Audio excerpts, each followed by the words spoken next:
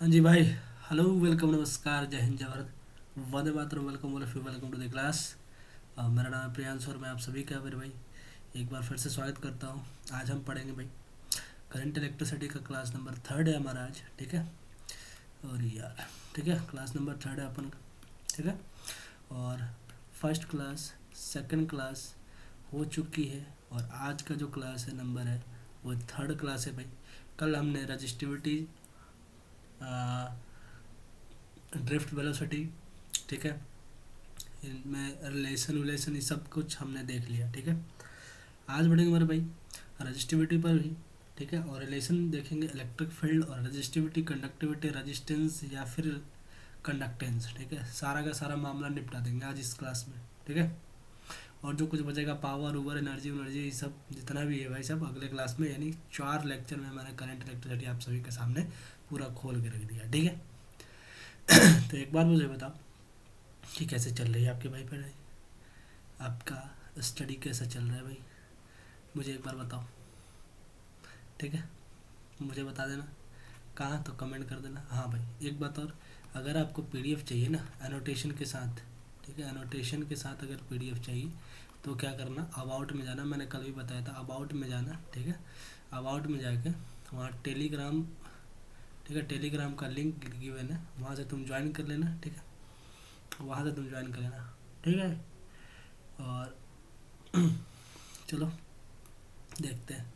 और भाई ये फाउंडेशन बैच जिन्हें भाई को नहीं पता, ठीक है, उन सभी के लिए एक फाउंडेशन बैच, ठीक है, याद रखें भाई साहब। एयरफोर्स, आईसीजी, नेवी और डबल आई एटीसी ऑफिसर वाले भाई लोग, मेरे भाई याद रहे, ठीक है। जल्द ही देखने के लिए मिलेगी आपको, ठीक है। चलो मेरा भाई इलेक्ट्रिसिटी ख़त्म हो चुका है अपना, ठीक है। करंट इलेक्ट्रिसिटी स्टार्ट है और आज थर्ड लेक्चर है अपन का, ठीक है। और बढ़िया एकदम मस्त मगन में पढ़ते हुए चल रहे हैं हम लोग, ठीक है। तो चलते आगे बढ़ते हैं। चलो देखो भाई आज ग्राफ के बारे में थोड़ा सा हम पढ़ेंगे, ठीक है, ग्राफ। और ये जो ग्राफ है ना भाई, मैंने पहले से बना के लाया क्योंकि यहाँ पर टाइम थोड़ा ज़्यादा लग जाता है ना। तो ये जो ग्राफ है अपने रो सॉरी आर रेजिस्टेंस और टेम्परेचर के बीच का ग्राफ है, ठीक है। फॉर मेटल्स के लिए फर्स्ट कंडीशन है मेरे भाई, मेटल्स के लिए क्या होता है कि जब टेम्परेचर सॉरी रेजिस्टेंस बढ़ेगा ना, ठीक है, अगर तुम टेम्परेचर बढ़ा दोगे तो रेजिस्टेंस भी बढ़ जाएगा। अगर अगर रेजिस्टेंस बढ़ता है तो रेजिस्टेंस बराबर फार्मूला आपने पढ़ा ही होगा भाई, रेजिस्टेंस बराबर आपने पढ़ा होगा, आर बराबर रो एल अपॉन ए होता है। बोलो कोई दिक्कत? अगर आर बढ़ेगा तो मेरे भाई सिंपल सी बात है कि रो भी बढ़ेगा, ठीक है। यानी एक रोएगा तो दूसरा भी रोएगा ही रोएगा, ठीक है, जुड़वा भाई। समझ में आ रही बात? तो अगर टेम्परेचर बढ़ाते हो, ठीक है, तो रेजिस्टेंस बढ़ जाएगा, ठीक है। किसी भी मेटल का अगर तुम टेम्परेचर बढ़ाओगे ना तो उसका क्या बढ़ जाएगा, रेजिस्टेंस बढ़ जाएगा। सही सही बात। अच्छा, रेजिस्टेंस बढ़ेगा साथ साथ कौन बढ़ेगा, तो रजिस्टिविटी भी बढ़ेगा। समझ में आ रही मेरी बात? रजिस्टिविटी भी बढ़ेगा साथ साथ रेजिस्टेंस भी बढ़ेगा, ठीक है। और मैंने कल बताया था कि रजिस्टिविटी जो है, ठीक है, वो सिर्फ और सिर्फ दो कंडीशन पर डिपेंड ही करती है भाई। रजिस्टिविटी रजिस्टिविटी ठीक है, मात्र दो कंडीशन पर डिपेंड करती है। पहला, नेचर ऑफ मटेरियल कैसा है, नेचर ऑफ मटेरियल पे, ठीक है। और दूसरा दूसरा भाई दूसरा टेम्परेचर पर डिपेंड करती है, ठीक है। टेम्परेचर के डायरेक्टली प्रोपोर्शनल होती है, यानी टेम्परेचर बढ़ाओगे तो रेजिस्टेंस भी बढ़ेगा। समझ में आ रही बात? ठीक है। चलो अब देखते हैं सेमीकंडक्टर और इलेक्ट्रोलाइट सॉल्यूशन के लिए, ठीक है। सेमीकंडक्टर के लिए मैं बात करूँ थोड़ा सा आपके लिए कि मेरे सेमीकंडक्टर में क्या होता है कि टेम्परेचर बढ़ाओगे ना तो रेजिस्टेंस घटता है, ठीक है। टेम्परेचर बढ़ाने से रेजिस्टेंस घटता है, तो ग्राफ कुछ ऐसा ऐसा आता है, ठीक है।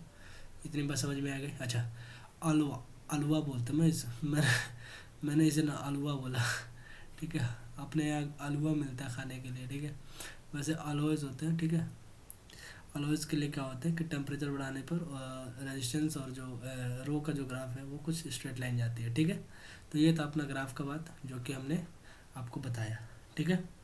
यहाँ से तो कोई दिक्कत नहीं, अपने मेटल का याद कर लेना कि मेटल का टेम्परेचर बढ़ाने पर क्या होता है, रेजिस्टेंस और रो का मान दोनों ही बढ़ता है। ठीक उसी तरह सेमीकंडक्टर का बात अगर थोड़ा सा करें तो टेम्परेचर बढ़ाने पे रेजिस्टेंस थोड़ा सा घट जाता है, ठीक है। चलो आगे देखते हैं। अच्छा, डिपेंडेंसी ऑफ रेजिस्टेंस मेरे भाई बहुत ही बेहतरीन कंडीशन है, ठीक है। डिपेंडेंसी ऑफ रेजिस्टेंस, अगर इसको मत छोड़ना भाई, ठीक है। अब देखो डिपेंडेंसी ऑफ रेजिस्टेंस मैं बता रहा हूँ आपको, बड़ी ध्यान से इस चीज़ को सुनना भाई, ठीक है। पहला कंडीशन में लेता हूँ, व्हेन व्हेन रुक जाओ, व्हेन व्हेन व्हेन अरे यार हटा, सावन की घटा, देखो पहला कंडीशन में ले रहा हूँ आप सभी के सामने, व्हेन वायर इज स्ट्रेच्ड, यानी कि किसी भी वायर को क्या करो, स्ट्रेच करो, यानी कि खींचो, ठीक है। तो पहला कंडीशन इसको ना लेके मैं डायरेक्ट आपको कुछ बताने वाला हूँ, थोड़ा सा ध्यान देना यहाँ पे, ठीक है। देखो क्या मैं बता रहा हूँ कि रेजिस्टेंस मेरे भाई, देखो रेजिस्टेंस डिपेंड करता है किसे, आर बराबर रो एल अपॉन ए पर, ठीक है। तो यहाँ से अगर मैं बोलूँ कि आर डायरेक्टली प्रोपोर्शनल रो है, आर डायरेक्टली प्रोपोर्शनल एल है, लेंथ ऑफ वायर है, आर डायरेक्टली प्रोपोर्शनल 1/a है, तो यहाँ से तुम बोल सकते हो कि यार यहाँ से तीन डिपेंडेंसी आती है, यानी कि रेजिस्टेंस जो है तीन चीज़ पर डिपेंड कर रहा है यहाँ से, पहला रो पे, दूसरा एल पे, और उसके क्रॉस सेक्शनल एरिया पे, यानी किसी भी कंडक्टर के, ठीक है, उसके मटेरियल पर डिपेंड करता है कि भाई वो कंडक्टर किस तरीके का मटेरियल का है, ठीक है। अच्छा, उस कंडक्टर का लंबाई कितना है, ठीक है, अगर लंबाई बढ़ाओगे तो रेजिस्टेंस भी बढ़ जाएगा, ठीक है। अच्छा, चल लंबाई बढ़ाओगे, देखो तुम वायर क्या बोलते हैं, चार्जिंग केबल पहले बहुत बड़ा बड़ा आता था, ठीक है, चार्जिंग का जो डाटा केबल होता था ना भाई, वो कितना बड़ा बड़ा आता था, अब क्या कर दिया, छोटा सा कर दिया है, क्यों, क्योंकि बड़ा केबल से भाई ना रेजिस्टेंस बढ़ जाता है, ठीक है, रेजिस्टेंस बढ़ जाता है, जिसके कारण क्या होता है कि अपना जो फ़ोन है या फिर कोई भी इलेक्ट्रॉनिक्स डिवाइस है वो स्लोली स्लोली चार्ज होता है, ठीक है, रेजिस्टेंस बढ़ जाने पर, यानी रेजिस्टेंस का मतलब है धक्का मुक्की, एक तरीके का मान लो ना कि एक तरीके का बैरियर है। जैसे अगर मान लो कि तुम बाइक चला रहे हो, ठीक है, क्या कर रहे हो, बाइक चला रहे हो जरा मेरी बात ध्यान से सुनना, अगर तुम बाइक चला रहे हो, ठीक है भाई, तो रास्ते में क्या होता है कि एक होता है ना स्पीड ब्रेकर, ठीक है, वो भी एक तरीके का रेजिस्टेंस का ही काम करता है, अपना स्पीड को क्या करता है, कम करता है। वैसे ही रेजिस्टेंस, अगर किसी कंडक्टर में करंट फ्लो कर रहा है ना, तो उसको रोक देता है कौन, तो रेजिस्टेंस, ठीक है। यानी कि अगर, तो मैं बात कर रहा हूँ कि उस मटेरियल पर डिपेंड करता है रेजिस्टेंस, ठीक है, कि उस कंडक्टर का रेजिस्टेंस का मटेरियल जो है उस कंडक्टर का किस मटेरियल का है, ठीक है। अलग अलग मटेरियल के लिए अलग अलग रजिस्टिविटी होता है, ठीक है, और रजिस्टिविटी के डायरेक्टली प्रोपोर्शनल होता है कौन, रेजिस्टेंस। इतनी बात समझ में आ रही है मेरी, ठीक है। अच्छा, दूसरी बात अगर मैं तुमसे बोलूँ कि भाई साहब जो एल है, एल यानी कि एल के डायरेक्टली प्रोपोर्शनल होता है, मेरे कहने का मतलब अगर किसी भी कंडक्टर का अगर तुम लेंथ बढ़ा दो, ठीक है, लेंथ यानी कि लंबाई बढ़ा दो, ठीक है, तो उसमें रेजिस्टेंस भी बढ़ जाएगा। अच्छा, दूसरी बात, उस तार की जो क्रॉस सेक्शनल एरिया होती है ना भाई, उसके उल्टा समानुपाती होता है, यानी मेरे कहने का मतलब अगर एरिया घटा दोगे, ठीक है, एरिया घटा दोगे तो क्या होता है कि रेजिस्टेंस बढ़ जाएगा। देखो उल्टा समानुपाती है ना भाई, क्या है कि डायरेक्ट इन्वर्सली प्रोपोर्शनल, अगर एक चीज़ घटाओगे तो दूसरा खुद ब खुद बढ़ जाएगा। तो मेरे कहने का मतलब ये है, रुक जाओ भाई एक सेकंड, मैं आपको थोड़ा सा बढ़िया से समझाऊं कि मेरे कहने का मतलब ये है कि अगर किसी भी तार के तुम एरिया को, ठीक है, एरिया को अगर बढ़ा दो तो क्या होगा कि रेजिस्टेंस घट जाएगा, लेकिन अगर लंबाई बढ़ा दोगे तो रेजिस्टेंस बढ़ जाएगा। अगर मैं बात करूँ कि यार एरिया को अगर घटा दिया जाए तो क्या होगा, तो रेजिस्टेंस बढ़ जाएगा। यानी एरिया अगर तुम घटा रहे हो तो ऐसे कंडीशन पे मेरे भाई एक बात तुम याद रखना हमेशा कि अगर एरिया तुम घटाओगे तो रेजिस्टेंस बढ़ जाएगा। यानी मेरे कहने का मतलब है, अगर तुमसे किसी दिन रेशियो का सवाल पूछे भाई, ठीक है, अगर किसी दिन तुमसे रेशियो का सवाल पूछे तो रेजिस्टेंस सीधी सी बात है कि डिपेंड करता है, अगर R1/R2 पूछे तुमसे तो तुम बोलना ρ1/ρ2, ठीक है, इंटू L1/L2, ठीक है, इंटू तुम बोल सकते हो A2/A1। यहाँ से तुम अपना रेशियो का सवाल बना सकते हो। मेरी बात समझ में आ रही है? बेहतरीन भाई साहब, बेहतरीन तरीके का ये सवाल है जो आपके सामने जो दिख रहा है ना, यहाँ से सवाल बेहतरीन तरीके से पूछे जाते हैं, ठीक है, इस चीज़ को याद रखना। अगर कभी भी तुमसे क्या पूछ दे, अगर तुमसे कभी पूछ दे कि यार R1 और R2 का रेशियो बताना है, यानी रेजिस्टेंस का रेशियो बताना है, तो यहाँ से तुम रेजिस्टेंस कैलकुलेट कर सकते हो। ये तो रहा हमारा सिंप्लिसिटी का बात वही सब, ठीक है। लेकिन तुमसे ये ना पूछेगा, ठीक है, तुमसे ये ना पूछेगा तुमसे, ये कंडीशन पूछेगा, when when wire is stretched, stretched, देखना ज़रा, मेरी बात ध्यान से सुनना। व्हेन वायर इज स्ट्रेच्ड यानी कि किसी वायर को क्या कर दिया गया है, खींच के लंबा कर दिया गया, यानी खींच के लमार दिया गया है। कहने का मतलब है कि खींच के लंबा कर दिया गया ना, ठीक है। जैसे मान लो कि एक ये वायर है, ठीक है, एक वायर ये है। अब क्या किया कि इसको ना खींच के ना इतना बड़ा कर दिया, तो क्या होगा, तो लंबाई तो बढ़ जाएगी भाई, ठीक है। मान लो कि पहले इसका लंबाई L था, अब इसका लंबाई 4L हो गया, यानी कि 4 गुना लंबाई बढ़ा दिया गया। तो क्या होगा ऐसी कंडीशन पर भाई साहब, तो मैं तुम्हें क्या बताना चाह रहा हूँ, इसके माध्यम से मैं तुम्हें एक बात बताना चाह रहा हूँ कि जब भी ऐसे कंडीशन पे वायर को स्ट्रेच कर रहा हो ना, वायर को स्ट्रेच कर रहा हो, तो तुमसे जब रेशियो पूछे तो तुम मेरे भाई एक बात याद रखना कि R1/R2, ठीक है, R1/R2, सॉरी R1/R2 नहीं, तुम पहले इस चीज़ को याद रखो, जब भी वायर को स्ट्रेच करे तो R जो होता है ना डायरेक्टली प्रोपोर्शनल टू L² होता है, ठीक है। रेशियो यानी स्ट्रेच करने का बात है तो याद रखना L² हो जाएगा, ठीक है, L² हो जाएगा, ठीक है, L² हो जाएगा, इतना बात तुम याद रखना, ठीक है। अच्छा, अगर तुमसे पूछे कि एरिया के बारे में, तो एरिया जो होगा ना 1/A² के बराबर हो जाएगा। यानी मेरे कहने का मतलब है, यहाँ से अगर मैं बात करूँ तो तुम यहाँ से रेशियो बना सकते हो, R1/R2 बराबर होगा L1/L2 का होल स्क्वायर के, ठीक है, इंटू A2/A1 का होल स्क्वायर, ठीक है। अच्छा, अगर तुमसे ये भी ना पूछे तो, अगर मैं बोलूँ तुमसे ये भी ना पूछे तो तुमसे एक कंडीशन ज़रूर तुमसे पूछेगा, और वो कंडीशन ये होगा कि मेरे भाई कि लेंथ यानी कि एरिया तो A² हो गया, अगर तुमसे रेडियस के बारे में पूछे, रेडियस के बारे में, रेडियस दे दे और फिर तुमसे पूछे रेजिस्टेंस का जो रेशियो है वो क्या होगा, तो जब रेडियस दे दे ना, तो ऐसे कंडीशन पर तुम क्या करोगे, जरा ध्यान देना। अरे मम्मा, पूरे भाई साहब, हाँ, तो मैं क्या बोल रहा तुमसे कि जब तुमसे एरिया के बारे में बोला तो तुमने तो क्या कर दिया, स्क्वायर कर दिया, लेकिन जब तुमसे रेजिस्टेंस और रेडियस के बारे में पूछे, वायर का रेडियस दे दे, तब तुम क्या करोगे। तो मेरे भाई एक बात याद रखना कि R जो होता है ना डायरेक्टली प्रोपोर्शनल टू L² होता है, R inversely proportional to A² होता है, ठीक है। लेकिन एक बात मुझे याद रखना, मुझे नहीं, तुम अपने आप में याद रखना कि R जो होता है डायरेक्टली प्रोपोर्शनल टू L² होता है, R inversely proportional to 1/A² होता है। लेकिन अगर रेडियस का बात करें ना भाई, रेडियस का बात करें या फिर डायामीटर का बात करें, तो तुम R⁴ करना, ठीक है। बेहद मोस्ट इम्पॉर्टेंट कंडीशन है भाई साहब, और मेरे अंदाज से मुझे लगता है ना कि एक भी सवाल मतलब जो बनेगा ना आपका, बस यहीं से बनेगा, ठीक है। तो मेरे कहने का मतलब ये है मेरे भाई, मेरे कहने का मतलब ये है कि इस चीज़ को तुम थोड़ा सा रुक जाओ, मैं बता दे रहा हूँ आपको एक बात यहाँ से। ये तो हो गया अपना ये बात, ठीक है, अपना ये बात हुआ। और मैं तुम्हें बता रहा हूँ कि जब भी तुमसे पूछे कि रेशियो R1/R2, तो तुम बताओगे ρ1/ρ2, ठीक है, ρ1/ρ2 इंटू तुम बताओगे L1/L2, या फिर तुम बताओगे L1/L2 का होल स्क्वायर, ठीक है, या फिर तुम बताओगे A2/A1 का होल स्क्वायर, या फिर तुम बताओगे L1/L2 का होल स्क्वायर, और तुम बताओगे इंटू R2/R1 की पावर 4 बताओगे। ये कंडीशन तुमसे सबसे ज़्यादा बार पूछा जाता है।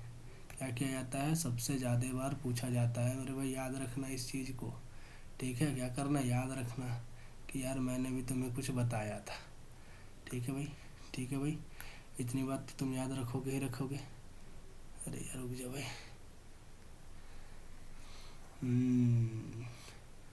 ना ना ना ना ना ना ना ना, ये बात और ये जो भाई साहब कंडीशन है ना भाई, मोस्ट इम्पोर्टेंट है, मोस्ट इम्पोर्टेंट है भाई, VBI लगा लो इसमें, ठीक है। तो मेरे कहने का मतलब ये है कि जब भी तुमको बोले कि भाई साहब नॉर्मली अगर तुमसे पूछे रेजिस्टेंस का रेशियो बताओ तो तुम रो 1/2 लगा देना, L1/L2 लगा देना और A2/A1 लगा देना, ठीक है। ये है बात। अगर तुमसे बात करें कि वायर को स्ट्रेच करे, ठीक है, और रेडियस का बात ना करे, तो तुम क्या करना है, L1/L2 का स्क्वायर कर देना और A2/A1 का स्क्वायर कर देना। लेकिन लेकिन लेकिन लेकिन जब भी तुमसे रेडियस के बारे में पूछे कि रेडियस को इतना कर दिया गया उतना कर दिया गया, ठीक है, तो तुम उस समय क्या करना, R1/R2 बराबर L1/L2 का स्क्वायर करना इंटू R2/R1 का होल पावर 4 कर देना, ठीक है। समझ में आ जाएगी ना मेरी बात। तो यहाँ से तुम्हारे पास सवाल बनते हैं भाई साहब, ठीक है। ये है डिपेंडेंसी ऑफ रेजिस्टेंस। समझ में आ रही है मेरी बात। तो हम थोड़ा सा आगे बढ़ते हैं। यहाँ से आप इस टॉपिक को क्या करना, एकदम मेरे भाई क्या करना, एकदम गांठ बांध लो इस चीज़ को, इसको मत भूल जाना, मत भूल जाना भाई, ठीक है। चलो आगे बढ़ते हैं। रजिस्टिविटी, कंडक्टिविटी और कंडक्टेंस क्या क्या होता है, आप ज़रा इस चीज़ को मुझे बताना। रजिस्टिविटी, कंडक्टिविटी और कंडक्टेंस, ठीक है, क्या क्या होता है। देखो मैं अगर बोलूँ भाई साहब कि ये जो रजिस्टिविटी है ना, रजिस्टिविटी देखो, सबसे पहले रेजिस्टेंस का बात करता हूँ मैं। रेजिस्टेंस, ये जो रेजिस्टेंस है ना, इसका उल्टा होता है मेरे भाई कंडक्टेंस, ठीक है। कंडक्टेंस, कंडक्टेंस, ठीक है, इसका उल्टा क्या होता है, कंडक्टेंस। रेजिस्टेंस का उल्टा होता है मेरे भाई कंडक्टेंस। समझ में आ रही बात। अच्छा अगर मैं बात करूँ तुमसे बात करूँ थोड़ा सा कि इसी तरीक़ा से मैं बात करूँ कि रजिस्टिविटी, रजिस्टिविटी रजिस्टिविटी का जो उल्टा होता है ना, वो उल्टा होता है कौन, इन्वर्सली प्रोपोर्शनल होता है। क्या बोलते हो तुम, रजिस्टिविटी उल्टा होता है किसके, कंडक्टिविटी के, कंडक्टिविटी के, ठीक है। यानी ये कहने का मतलब है। अच्छा तुम इसमें ना तुम ये साइन मत लो, तुम क्या कर लो, तुम यहाँ से ये वाला साइन ले लो बराबर। और एक बात याद रखना कि रेजिस्टेंस को हम आर से, और अरे यार बार बार मैं यही दे रहा, आर से, ठीक है, और कंडक्टेंस को सी से डिनोट करते हैं, यानी are is equal to 1/C होता है, ठीक है। अच्छा यहाँ से रो इज इक्वल टू 1/सिग्मा होता है, ठीक है। 1/ क्या होता है, सिग्मा। कंडक्टिविटी को हम किससे डिनोट करते हैं, तुम बोलोगे सिग्मा से डिनोट करते हैं। अच्छा यहाँ से ना एक बार क्या सवाल पूछ दिया था मेरे भाई एनडीए में, एक बार क्या सवाल पूछ दिया था कि rho into sigma is equal to 1 होता है। ये रिलेशन पूछ लिया था भाई साहब एनडीए में, ठीक है। इतनी बात समझ में आ गई। तो अगर तुम्हें इतनी बात समझ में आ गई मेरे भाई, तो एक बात तुम मुझे बता दो, क्या रेजिस्टेंस का ऐसे ही मात्रक तुम मुझे बताओगे, रेजिस्टेंस का ऐसा यूनिट क्या होता है, तो तुम बोलोगे भाई ओम होता है, ओम होता है। तो क्या तुम मुझे कंडक्टेंस का ऐसा यूनिट बताओगे, कंडक्टेंस का ऐसा यूनिट, कंडक्टेंस का ऐसा यूनिट क्या होगा, तो तुम बोलोगे 1/ओम हो जाएगा, ठीक है, ओम। या फिर इसको बोल सकते हो ओम इनवर्स, ओम इनवर्स बोल सकते हो इसको, क्या कोई दिक्कत। इसी तरीक़ा से अगर मैं पूछूं कि रजिस्टिविटी का क्या होगा, तो तुम बोलोगे रजिस्टिविटी यानी रजिस्टिविटी का क्या होगा, तो तुम बोलोगे ओम इंटू मीटर होता है, ओम इंटू मीटर होता है। तो इसी तरीके से अगर मैं पूछूं कि भाई बताओ कंडक्टिविटी का क्या होगा, कंडक्टिविटी का क्या होगा, तो तुम बोलोगे 1/ओम इंटू मीटर हो जाएगा। बोलो कोई दिक्कत यहाँ तक मेरे अंदाज से कोई दिक्कत तुम्हें नहीं होनी चाहिए भाई, ठीक है। क्या नहीं होनी चाहिए, कोई दिक्कत नहीं होनी चाहिए, ठीक है। तो इतनी बात हमने समझ में आया कि रजिस्टिविटी, कंडक्टिविटी और कंडक्टेंस क्या है। यार इस चीज़ को ना तुम याद रखना, क्योंकि मैं इसका आगे यूज करूँगा, मैं पहले बता दे रहा हूँ आपको, क्योंकि मैं इसका जब यूज़ करूँगा ना, अभी तुमको पता नहीं चलेगा, लेकिन अभी मैं इसका यूज़ करूँगा थोड़ा देर में, ठीक है। अभी तुम इसको याद करके रखना, ठीक है, इसको याद करके रखना कि कौन किसका उल्टा होता है। रेजिस्टेंस कंडक्टेंस का उल्टा, रजिस्टिविटी कंडक्टिविटी का उल्टा। समझ में आ गई बात। चलो आगे बढ़ते थोड़ा सा, इस पे आगे चलते, आगे बात करेंगे अभी हम थोड़ा देर में। उससे पहले हम relation between current density, conductivity and electric field combination of resistance, ये नहीं, करंट डेंसिटी, चलो करंट डेंसिटी से देखते हैं क्या है ना मेरे भाई। करंट डेंसिटी क्या होता है, तो करंट डेंसिटी का मतलब क्या होता है मेरे भाई कि किसी भी वायर के या फिर किसी भी कंडक्टर के एक यूनिट एरिया से, ठीक है, फ्लो किया हुआ जो भी इलेक्ट्रिक करंट है, ठीक है, इलेक्ट्रिक करंट का जो भी मैग्नीट्यूड है उसी को हम बोलते हैं करंट डेंसिटी, ठीक है। अच्छा, करंट डेंसिटी को जे से डिनोट किया जाता है, ठीक है, जहाँ जे बराबर आई अपॉन ए होता है, जे बराबर आई अपॉन ए होता है मेरे भाई। ये एक वेक्टर क्वांटिटी है, ठीक है, वेक्टर, वेक्टर क्या है, वेक्टर राशि है, यानी कि सदिश राशि है, ठीक है। और मैंने इसका डिफरेंस बनाया, यानी पर यूनिट एरिया से फ्लो करने वाले करंट की मात्राएं क्या कहलाती है, करंट डेंसिटी कहलाती है। इतनी बात समझ में आ गई हमारी, तो करंट डेंसिटी कहलाती है। अच्छा, अगर मैं इसको बोलूँ कि मेरे भाई, क्या मैं बोल रहा था कि नहीं, सही है, जे बराबर आई बाई एट, ठीक है। और हाँ, इसका ऐसा यूनिट के बारे में बात कर रहा था आपसे। ऐसा यूनिट क्या होता है, तुम बोलोगे ampere, ampere upon metre square. अगर मैं तुमसे पूछूं एम्पियर इंटू मीटर स्क्वायर, अच्छा मैं तुमसे पूछूं एक बात, कि एक बात बताओ कि इसका डायमेंशन क्या होगा भाई, डायमेंशन क्या होगा, ठीक है। तुम बोलो इसका डायमेंशन क्या होगा, तुम बोलोगे इसका डायमेंशन होता है A1 और L-2, ये होगा इसका डायमेंशन, ठीक है। इतनी बात समझ में आ गई। यानी करंट डेंसिटी क्या होता है, किसी भी क्रॉस सेक्शनल एरिया के, ठीक है, करंट का फ्लो, यानी कि पर यूनिट एरिया से जितना करंट फ्लो कर रहा है उसी को हम करंट डेंसिटी बोलते हैं। दूसरा बात कि मेरे भाई एक वेक्टर क्वांटिटी है, ठीक है, क्या है, वेक्टर क्वांटिटी है, ठीक है, वेक्टर क्वांटिटी है, ठीक है। करंट डेंसिटी क्या है, कि वेक्टर क्वांटिटी है, समझ में आ रही है। अच्छा, यही है वेक्टर क्वांटिटी, और इसका डायमेंशन ये होता है, ऐसा यूनिट ये होता है, समझ में आ गई बात, ठीक है। अच्छा, अगर तुमको बता दे कि अगर मेरे भाई क्रॉस सेक्शनल एरिया ना दे, तो तुम इस तरीके से क्या करोगे कि क्रॉस सेक्शनल एरिया ना दे तो तुम उस समय क्या करना, जे बराबर, जे वेक्टर बराबर आई अपॉन ए कॉस थीटा लगा देना। ये तुम्हारा फार्मूला एक बेहतरीन फार्मूला है, ठीक है। जब भी तुम्हें क्या ना दे, जब भी तुम्हें ये ना दे, यानी कि क्रॉस सेक्शनल एरिया के बारे में तुमको ना बोले, तो तुम उस समय क्या लगना, जे बराबर आई बाई ए कॉस थीटा लगा देना, ठीक है। यानी मेरे कहने का मतलब है कि अगर तुम्हें क्रॉस सेक्शनल एरिया गिवन है तो तुम आई बाई ए लगा देना, वहाँ से तुम्हारा करंट डेंसिटी निकल जाएगा। लेकिन अगर क्रॉस सेक्शनल एरिया के बारे में ना बोले तो तुम वेक्टर लगा के क्या कर देना, जे बराबर आई बाई ए कॉस थीटा लगा देना, ठीक है। समझ में आ गई, when cross sectional area is not given, ठीक है। इतनी बात मेरी याद रहेगी आपको, बोलो एक बार, सही है, चलो। अच्छा, एक बात मुझे बताओ कि हाँ, relation between current density, conductivity and electric field, देखो ये रिलेशन बहुत ही फ़ायदेमंद है आपके लिए, ठीक है।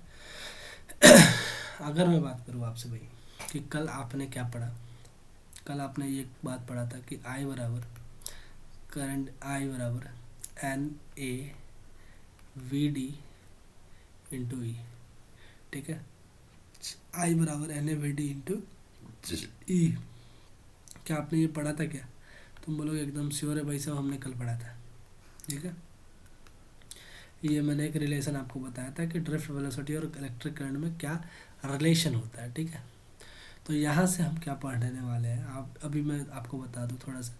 यहाँ से मैं जो बताने वाला हूँ कि मेरे भाई ये जो फॉर्मूला है ना, आई, आई बराबर, आई बराबर एन ए, ठीक है, वी डी और ई, इसमें ना मैं क्या करूँगा कि डिवाइडिंग लिख देता हूँ मैं यहाँ, डिवाइडिंग, डिवाइडिंग, ठीक है, both side, both side by A, A दोनों तरफ मैं ए से डिवाइड कर दे रहा, यानी इधर भी ए से डिवाइड कर दे रहा मैं और इधर भी ए से डिवाइड कर दे रहा, ठीक है।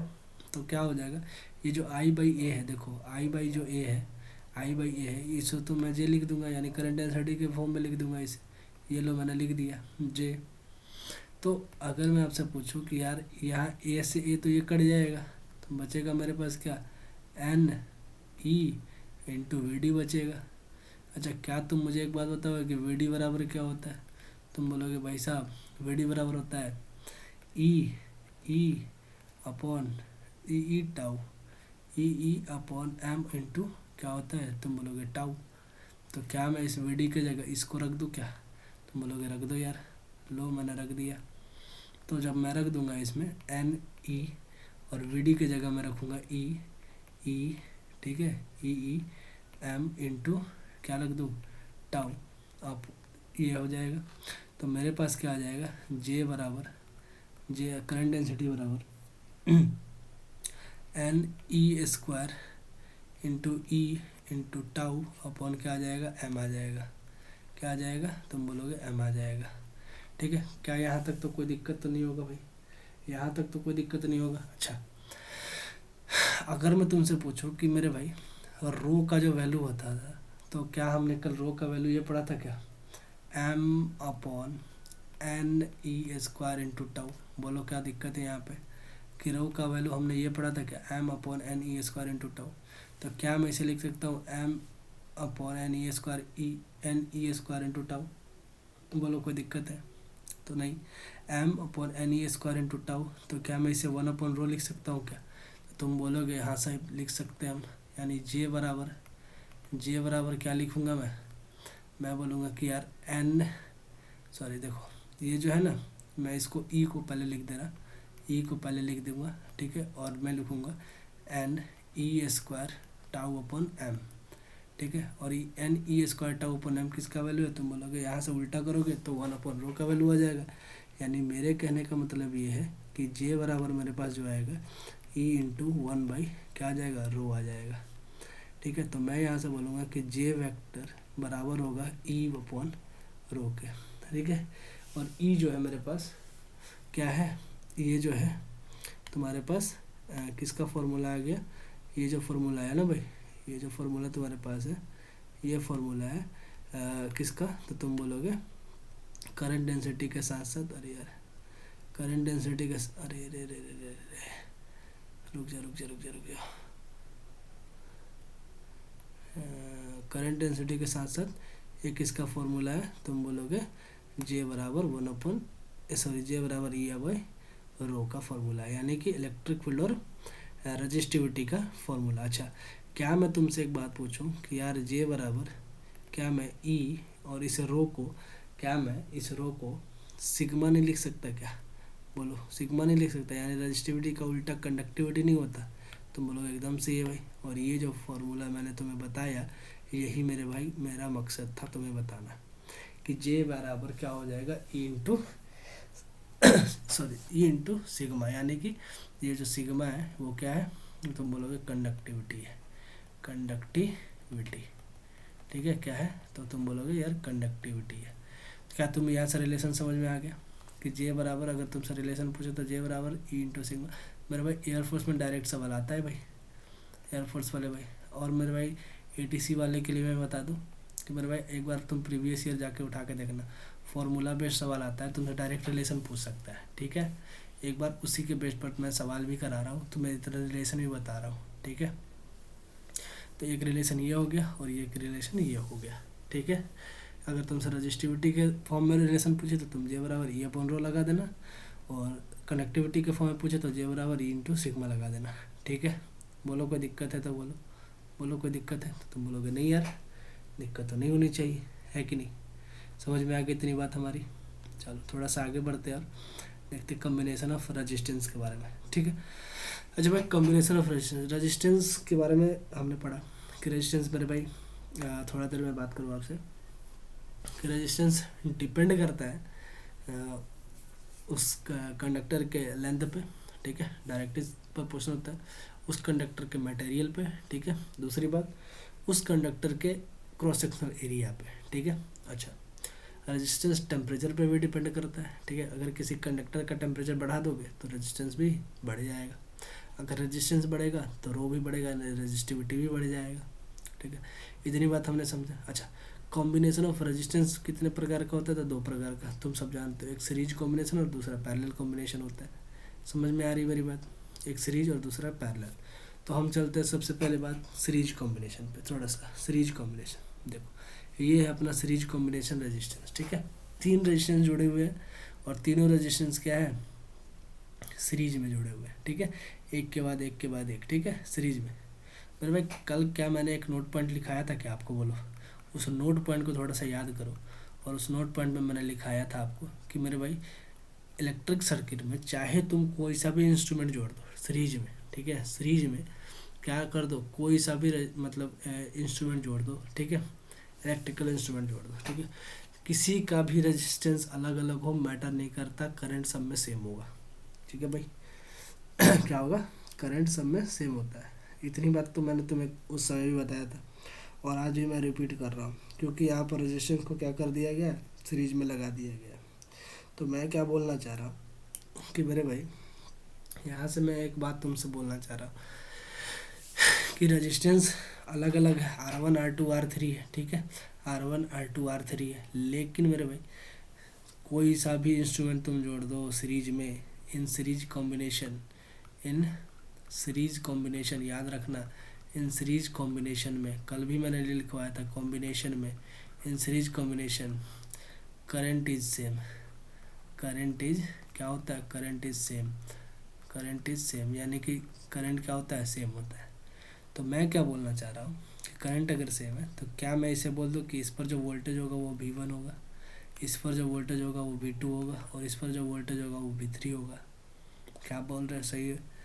तो मैं क्या बोल तो मेरे भाई R बराबर होता है V/I, ठीक है, R बराबर होता है V/I, ये तो नॉर्मल फार्मूला है, ठीक है, R बराबर होता है V/I। क्या यहाँ से समझ में आ रही मेरी बात।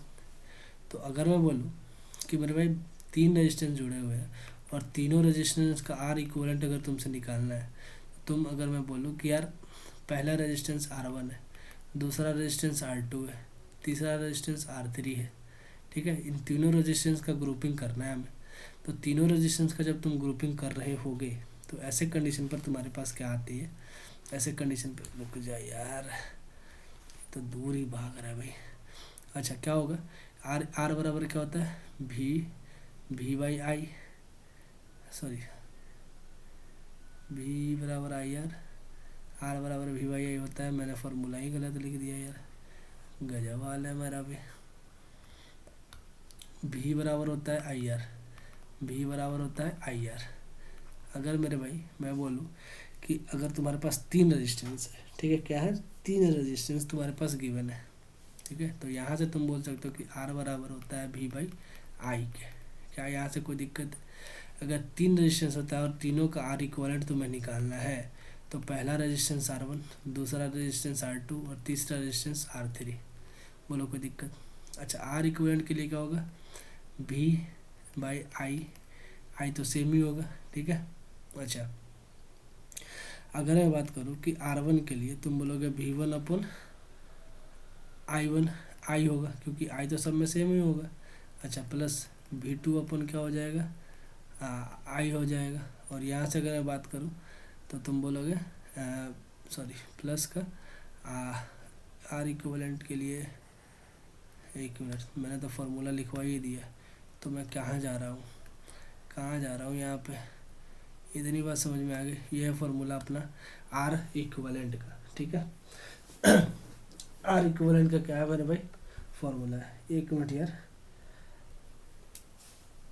ससुरा गधा मेरा तो दिमाग खराब हो रहा है यार, जब भी मैं पढ़ाने बैठूँ ना यार कॉल आने से बाज ना आवे यार, ठीक है। अभी मैं क्या कर रहा हूँ, थोड़ा देर के लिए फ़ोन को ऑफ कर दूँगा, क्या कर दूँगा, ऑफ। और ये ऑफ करने से क्या होगा, कुछ फ़ायदा मुझे मिलेगा, देखना क्या फ़ायदा मिलता है भाई। चलो कोई दिक्कत नहीं। हाँ तो मैं क्या बता रहा था कि इन सीरीज कॉम्बिनेशन में करंट सेम होता है। ऐसी अगर तुम्हारे पास पैरेलल कॉम्बिनेशन मिल जाए, अगर पैरेलल कॉम्बिनेशन मिल जाए तो वहाँ पर R इक्विवेलेंट जो होता है मेरे भाई, R इक्विवेलेंट पैरेलल कॉम्बिनेशन में, ठीक है, वो होता है, सॉरी ये 1/R इक्विवेलेंट होता है, देखो 1/R इक्विवेलेंट होता है, वहाँ पे 1/R इक्विवेलेंट होता है। कैसे होता है मैं बताऊँगा, 1/R1 plus 1/R2 plus 1/R3 होता है, ठीक है। ये एक कंडीशन होता है जब पैरेलल में तुम्हें गिवन हो रेजिस्टेंस, तीन रेजिस्टेंस अगर पैरेलल में गिवन। अच्छा तो ये आता कहाँ से, मैं उस पर बात कर लूँ थोड़ा सा, ठीक है, उस पर थोड़ा सा मैं बात कर लूँ आपसे। ठीक है। देखो अगर मैं बोलूँ कि अगर सीरीज कॉम्बिनेशन में करंट सेम होता है, आई क्या होता है, सेम होता है, ठीक है, तो तुम बोलोगे कोई दिक्कत नहीं है। तो क्या मैं बोलूँ कि वी जो होगा, वी होगा वो अलग अलग होगा, V1 प्लस V2 प्लस का V3। बोलो कोई दिक्कत, बोलोगे नहीं यार नहीं होगा। यानी कि अगर मैं बोलूँ कि वी बराबर होगा आई आर, तो तुम बोलोगे I R one plus I R2 plus I R3, ठीक है। क्या यही ना बोलोगे, I R1 plus I R2 plus I R3, ठीक है। तो क्या मैं यहाँ से बोलूँ कि आई आर होगा, तो आई अगर मैं यहाँ से कॉमन ले लूँ तो R1 प्लस यहाँ आ जाएगा R2 प्लस आ जाएगा यहाँ R3। तो ये आई से आई को अगर मैं उड़ा दूँ तो यहाँ से आर इक्वलेंट आ जाएगा मेरे भाई। तुम बोलोगे R1 प्लस R2 प्लस क्या हो जाएगा R3। बोलो कोई दिक्कत, क्या हो जाएगा R3। यहाँ तक कोई दिक्कत नहीं होना चाहिए भाई, ठीक है, यहाँ तक तो कोई दिक्कत नहीं होना चाहिए। अब कैसे आया नहीं आया तुमको बता दिया मैंने। क्या होता है आर इक्वलेंट का फार्मूला, आर इक्वलेंट का फार्मूला होता है, आर इक्वलेंट का फार्मूला होता है R1 plus R2 plus R3। कब कब होगा ये, कब होगा, जब सीरीज में जुड़ा हो तब, ठीक है, सीरीज में हो तब। यानी आर एन अगर तुमसे पूछे नंबर ऑफ रेजिस्टेंस अगर एन हो तो तुम बोलोगे R1 plus R2 plus R3 dot dot dot dot dot RN तक जाएगा। ये समझ में आ रही बात हमारी, ठीक है, इतना बात क्लियर है। तो अगर इतनी बात क्लियर है तो एक बात मुझे बताना भाई, ठीक है, एक बात मुझे बताना, यहीं से बता दो, ठीक है। थोड़ा सा मैं इसको छोटा कर दूँ, छोटा सा नन्ना सा मुन्ना सा, छोटा कर दो थोड़ा सा।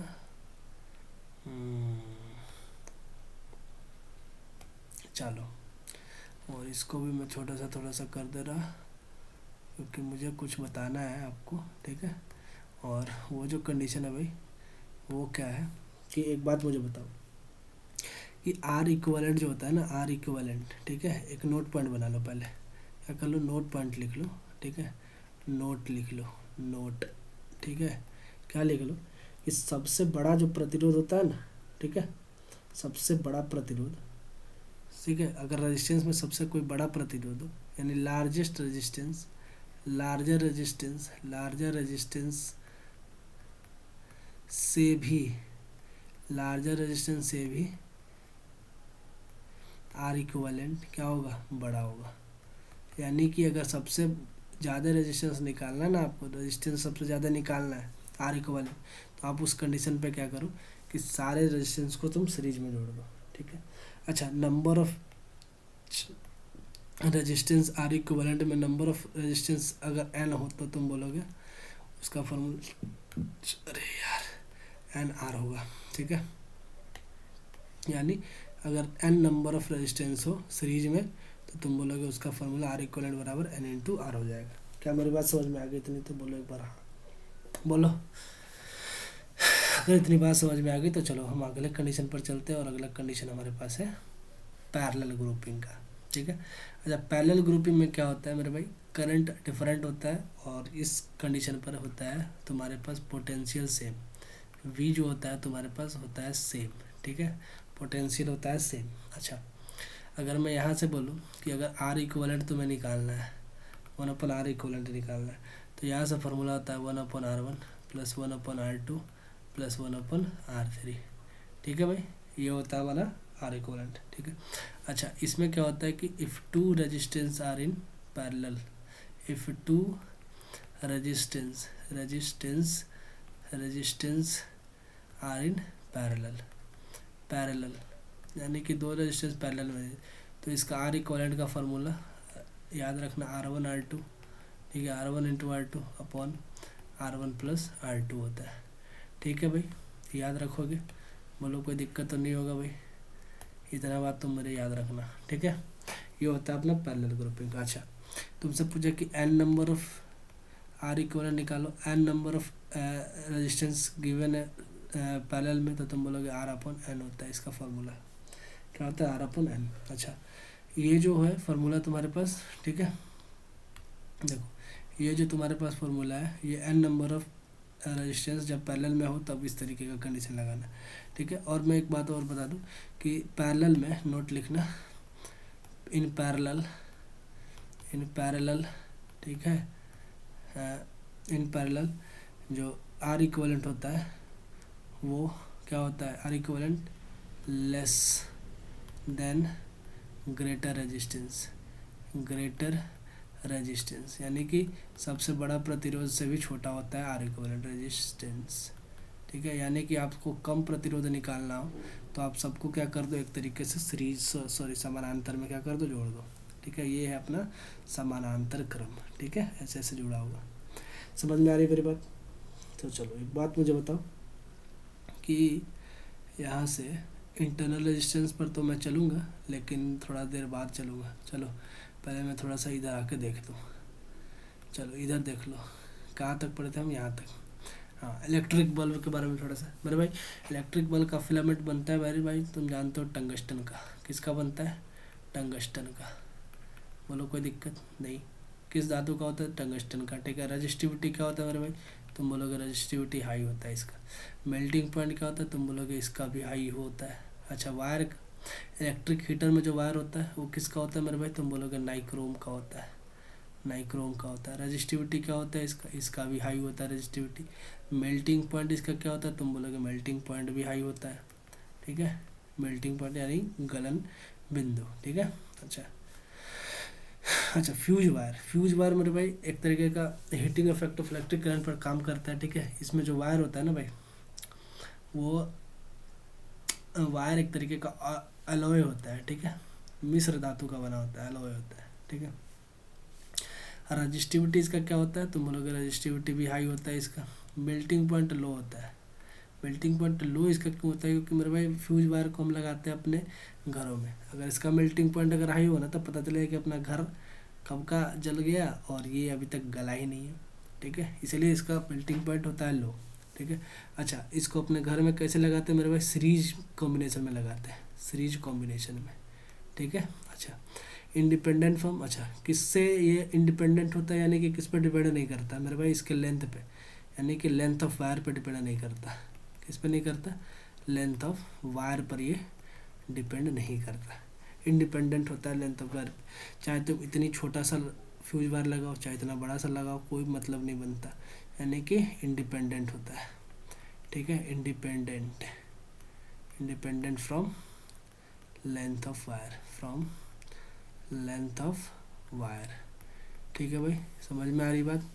Independent from length of wire, ठीक है। अच्छा, चलो थोड़ा सा आगे। ये तो हमने पढ़ लिया, ये या पढ़ लिया, और कॉम्बिनेशन भी पढ़ लिया, और आती है बात हमारी इंटरनल रेजिस्टेंस के बारे में, ठीक है। तो एक बात मुझे बताओ, क्या भाई साहब इंटरनल रेजिस्टेंस की अगर मैं तुमसे बात करूँ थोड़ा सा, तो तुम क्या मुझे एक बात बताओगे कि इंटरनल रेजिस्टेंस क्या होता है? तो कभी तुम सेल देखो, सेल के अंदर भी एक रेजिस्टेंस काम कर रहा होता है, ठीक है, इंटरनल रेजिस्टेंस, ठीक है। इसका डिपेंडेंसी मैं बताऊंगा आपको, ठीक है, कई बार मैं बता दूंगा, अगले सेशन में जो होगा ना उसमें बता दूंगा कि डिपेंड किस किस पर करता है, ठीक है। तो हम इंटरनल रेजिस्टेंस का बात कर रहे हैं। तो इंटरनल रेजिस्टेंस क्या होता है कि एक तरीके का सेल में पाया जाने वाला एक रेजिस्टेंस होता है, ठीक है। ये जो तुमको दिख रहा है ना भाई, ये एक तरीके का सेल ही मैंने बनाया है, ठीक है। इसके अंदर जो रेजिस्टेंस है ना, इसमें होता है इंटरनल रेजिस्टेंस, ठीक है, छोटा सा रेजिस्टेंस होता है, ठीक है। तो मैं क्या बोल रहा था कि अगर किसी सेल से, ठीक है, यहाँ से दो ही सवाल बनते हैं, ठीक है, दो सवाल बनते हैं। एक होता है बी बराबर ई माइनस का आई आर, ठीक है, और एक सवाल होता है बी बराबर ई प्लस का आई आर। दो ही कंडीशन का सवाल बनता है। और ये जो आर है ना भाई, ये इंटरनल रेजिस्टेंस है। देखो मैं बता दूँ, आई इसमें क्या करंट है, ठीक है, करंट है, ठीक है। आर जो है वो रेजिस्टेंस है, ठीक है, रेजिस्टेंस है। और ये जो वी है वो पोटेंशियल है, पोटेंशियल, या फिर तुम बोल सकते हो इसको वोल्टेज, पोटेंशियल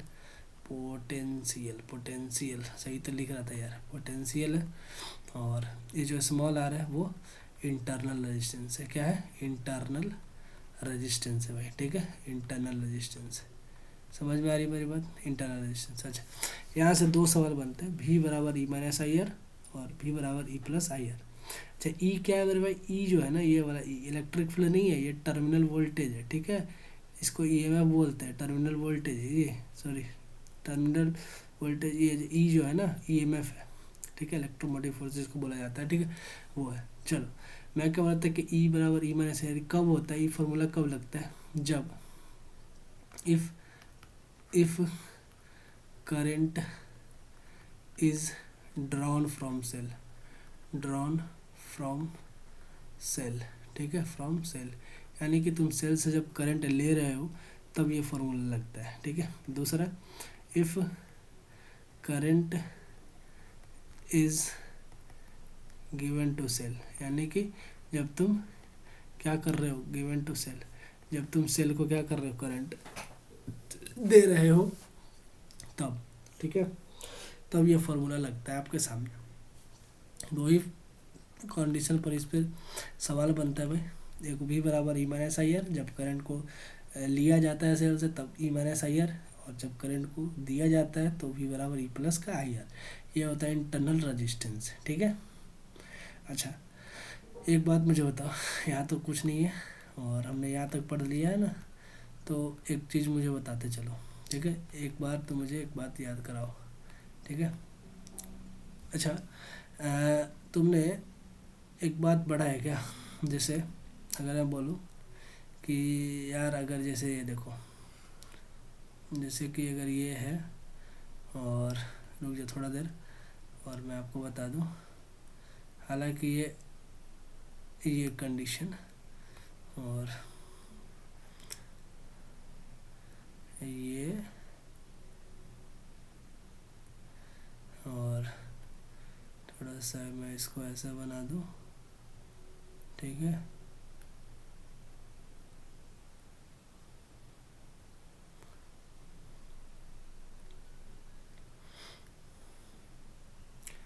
अभी थोड़ा देर रुक जाना यार, मैं तुम्हें कुछ बताने वाला हूँ, ठीक है।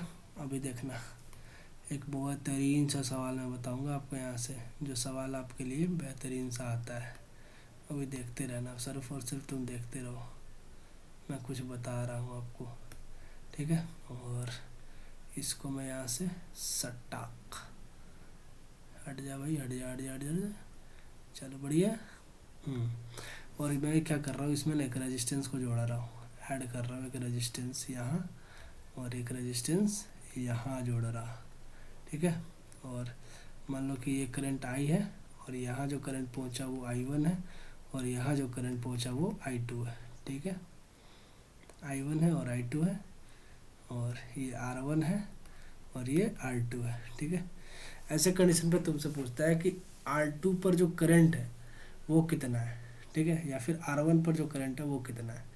तो एक बात मुझे बताओ कि ऐसे कंडीशन पर तुम क्या बोलोगे, यहाँ पर जो करंट होता है ना I, वो होता है आई, जिस करंट में, जिस वायर में तुमसे पूछा ना, उस यानी कि इसमें अपोजिट वाला में पूछ रहा है, मान लो कि इसमें पूछ रहा है R2 रेजिस्टेंस में कितना करंट फ्लो हो रहा है, तो तुम बोलोगे आई नेट, यानी कि टोटल करंट, ठीक है, आई नेट आई, अगर इसमें तुमसे करंट पूछ रहा है यानी I2 पूछ रहा है, यानी कि करंट इस वाले साइड में पूछ रहा है, ठीक है। देखो ज़रा ध्यान से सुनो, यहाँ से सवाल बनता है बेहतरीन। अगर तुमसे करंट इस भुजा में तुमसे करंट पूछ रहा है, यानी कि R2 पर करंट पूछ रहा है, तो तुम नेट करंट लेना आई नेट, ठीक है, इनटू अपोजिट वाले रेजिस्टेंस वाला में लेना, यानी कि R1, ठीक है, अपॉन R1 प्लस R2 कर देना, ठीक है। ये होता है तुम्हारे पास दूसरे भुजा में करंट कितना आता है वो, ठीक है। ऐसे अगर R1 I1 पूछे तो आई नेट ले लेना, ठीक है, यानी कि टोटल करंट ले लेना, इनटू अगर R1 पूछे तो R1 सॉरी R1 के बारे में पूछा यार, R2 के बारे में पूछा, यहाँ तुम R2 लो, R2 में ना पूछा था, तो तुम यहाँ R2 लो, R2, ठीक है। I2 पूछे तो नहीं, सॉरी यार सही था, I2 पूछे तो R1 लेना, ठीक है, R1 लेना, और जब I1 पूछे तो R2 लेना, R2 अपन R1 प्लस R2। मेरे कहने का मतलब ये है कि जब इस भुजा में पूछे तो सामने वाले रेजिस्टेंस को लेना पहले और फिर उसके बाद दोनों रेजिस्टेंस को जोड़ देना, ठीक है। अगर तुमको इसमें पूछे तो तुम सामने वाले रेजिस्टेंस को लेना और फिर क्या कर देना, दोनों को जोड़ देना। ये तुम्हारे पास फॉर्मूला आता है, ठीक है। ये याद रखना भाई, सब बेहतरीन सवाल है और कहीं ना कहीं आपसे पूछ ही देगा भाई, क्योंकि मैं बता रहा हूँ मेरे भाई, मैंने एग्ज़ाम दिया ना इतना सारा, ठीक है, तो मुझे पता है कि ऐसे ऐसे सवाल पूछते हैं एज इट इज़, ठीक है। तो ये मैंने आपको बताया कि डिफरेंट साइड में, ठीक है, डिफरेंट वायर में अगर तुमसे करंट के बारे में पूछे तो रेजिस्टेंस देखे तो इस कंडीशन में तुम ऐसे करके लगा देना, ठीक है। चलो इतनी बात समझ में आ गई। तो मेरे भाई आपको मैंने आज यहाँ तक पढ़ा दिया, ठीक है। और कहाँ कहाँ हमने पढ़ा ये बता दे रहा हूँ मैं। ग्राफ पे पढ़ा पहले हमने, ठीक है, टेम्परेचर और रेजिस्टेंस पर डिपेंडेंसी पढ़ा मेटल के लिए, सेमीकंडक्टर के लिए, ठीक है, फिर अलॉयज के लिए, ठीक है। ये मैंने आपको बता ही दिया कि यार रेजिस्टेंस का ये फार्मूला आप याद रखना, डिपेंडेंसी ऑफ रेजिस्टेंस है, ठीक है। अच्छा, ये रजिस्टिविटी, कंडक्टिविटी और कंडक्टेंस के बारे में मैंने बताया कि कैसे कैसे इसको लिखा जाता है, और यहाँ से मैंने एक सवाल भी बताया आपको, ठीक है। अच्छा, इलेक्ट्रिक बल्ब में क्या होता है, ये सब फिलामेंट, इस सब के बारे में आपको बता दिया, ये याद रखना, रजिस्टिविटी और मेल्टिंग पॉइंट इसका क्या क्या होता है, ठीक है। अच्छा, फिर फ्यूज वायर को कैसे जोड़ा जाता है सीरीज कॉम्बिनेशन में, डिपेंड किस पे करता है, अपने लेंथ ऑफ वायर पे डिपेंड ही नहीं करता है। मेल्टिंग पॉइंट इसका लो होता है, रजिस्टिविटी हाई होता है, वायर अलो ही होता है, ठीक है। तो करंट डेंसिटी क्या होता है वो भी मैंने बता दिया, ठीक है। इसका एम्पी डायमेंशन उससे ऐसा यूनिट और क्या कौन सा क्वांटिटी ये भी बता दिया। ये भी मैंने बताया जे बराबर आई अपन एक कोशेटा होता है, ठीक है।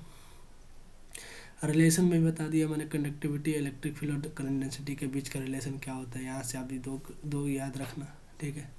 अच्छा, कॉम्बिनेशन ऑफ रेजिस्टेंस पे भी मैंने बताया आपको कि रेजिस्टेंस कैसे कैसे आता है, ठीक है।